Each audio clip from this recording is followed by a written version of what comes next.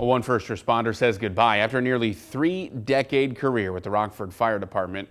Chief Bergsten's last day tomorrow. 13 News reporter Richard Bodie sat down with him to talk about his legacy and the advice he has for the next chief and new firefighters. Richard? Yeah, James, as someone who grew up in the community and then went on to serve the department that he later went on to lead, Rockford Fire Chief Bergsten tells me this job has always been personal to him, and it's been an incredible ride. He says even though he's leaving, Rockford will always be his home.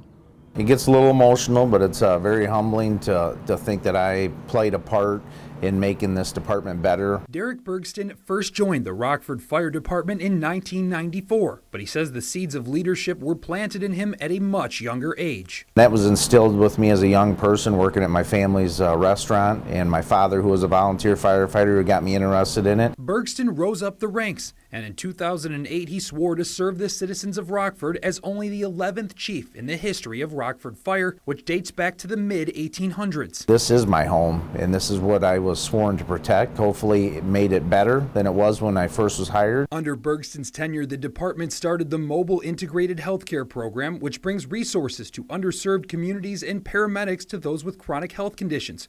Rockford Fire was one of the first in the state to use it. Very proud of that. We got great men and women that continue to do that and hopefully expand that in the future. But after more than 25 years, Bergsten is headed west to Fort Collins, Colorado. That's one thing I'm not used to, be the wildland fires. As Bergsten prepares to head out, a new class of firefighters will be sworn in. Get engaged with the community, because that's who we're here to serve, and I think that really makes this job worthwhile when you can see the impacts that you're having on citizens that we respond to every day. A career coming full circle as others take the oath.